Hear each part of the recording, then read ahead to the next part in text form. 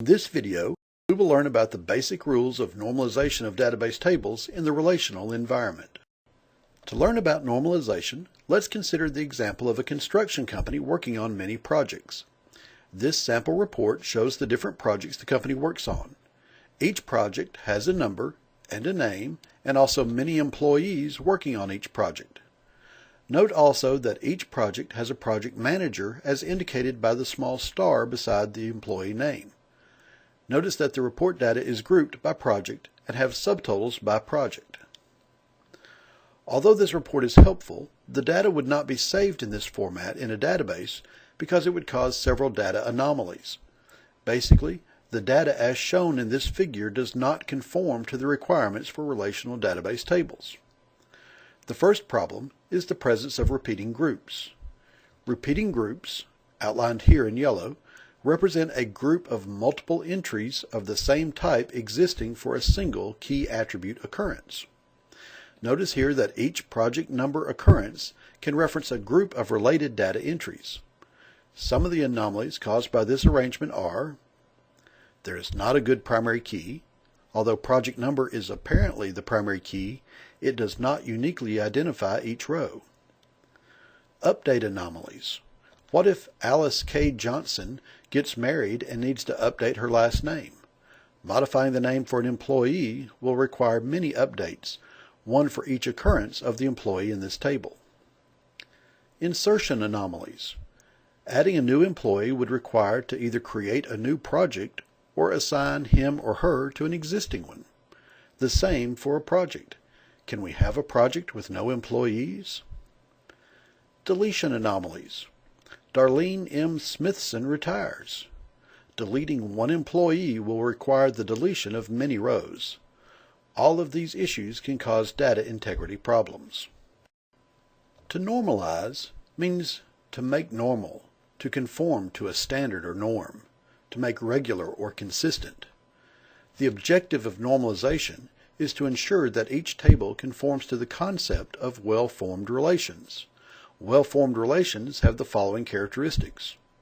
Each relation or table represents a single subject, to ensure that all items are dependent on the primary key.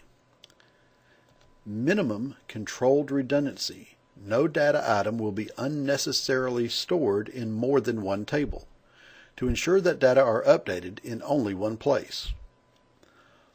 All non-prime attributes in a relation are dependent on the primary key and only the primary key, to ensure that data are uniquely identifiable by the primary key.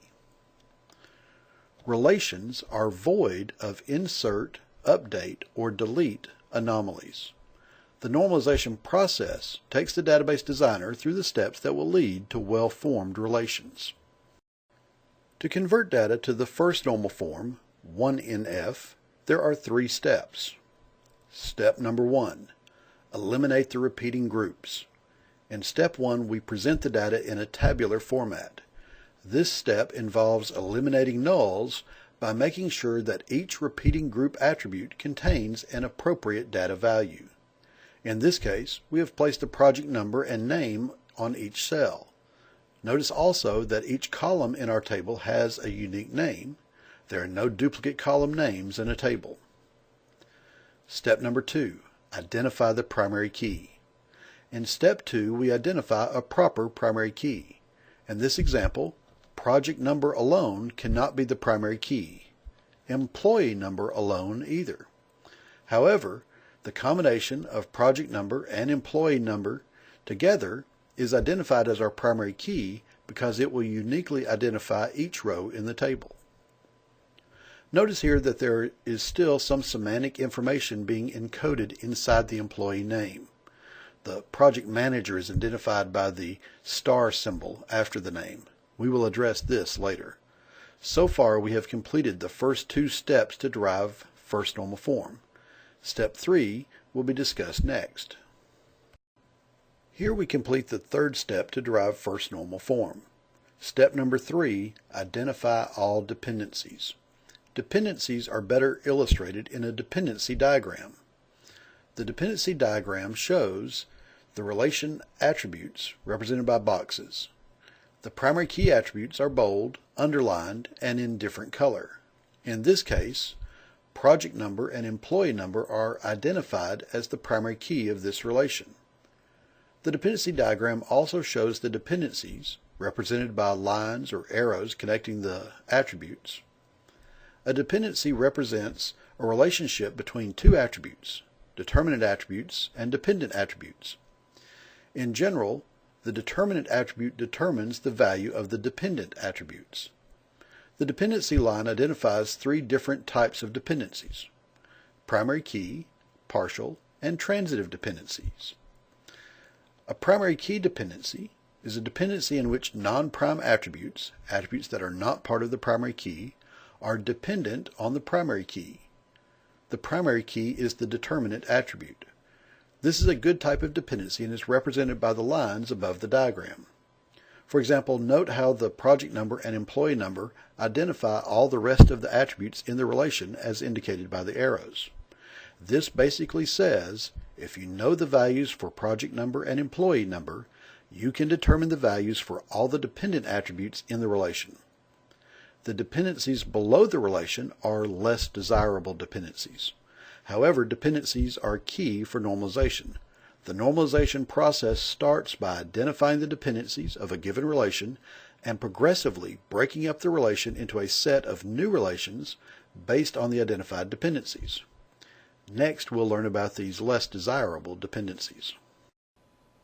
A partial dependency exists when there is a dependency in which the determinant is only part of the primary key. This is the case only if you have a composite primary key. For example, project number determines project name. Basically, an attribute is dependent on only part of the primary key, not the entire primary key. Another example would be employee number determines employee name, job class, and charge per hour. That is, if you know the employee number, you can determine the employee's name, job classification, and charge per hour. A transitive dependency exists when there are dependencies such that X determines Y, Y determines Z, and X is the primary key. In that case, the dependency X determines Z is a transitive dependency because X determines the value of Z via Y. Note that the transitive dependencies only occur when a dependency exists among non-prime attributes. For example, based on the data, we can determine that there is a dependency between the non-prime attributes job class and charge per hour. That is, job class determines charge per hour. Database modelers use relational schemas to document relationships. As you can see, a relational schema is a simple textual representation of the relations and their dependencies.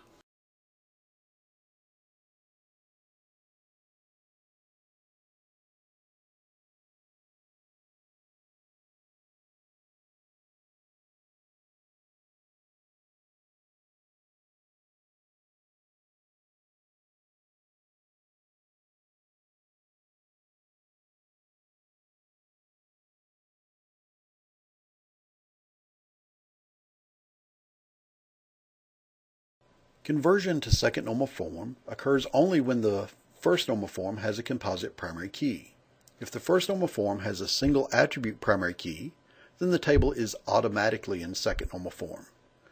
The conversion from first normal form to second normal form is simple. Step 1.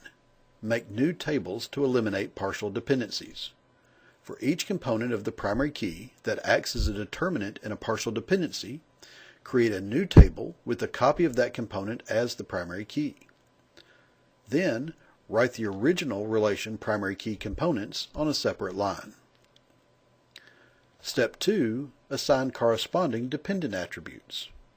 The attributes that are dependent in a partial dependency are removed from the original table and placed in the new tables with the dependency's determinant. Any attributes that are not dependent in a partial dependency will remain in the original table. In this example of second normal form, there is still a transitive dependency which can generate anomalies. The process of converting to third normal form, discussed in the next slide, will remedy this problem. Convert to third normal form to eliminate the data anomalies created by a transitive dependency. Step 1. Make new tables to eliminate transitive dependencies. For every transitive dependency, write a copy of its determinant as a primary key for a new table. Again, it is important for the determinant also to remain in the original table to serve as a foreign key. Step 2. Reassign corresponding dependent attributes. Identify the attributes that are dependent on each determinant copied in Step 1, place the dependent attributes in the new tables with their determinants, and remove the attributes from the original tables. This conversion has eliminated the original table's transitive dependency, and the tables are now said to be in third normal form, or 3NF. This concludes this presentation.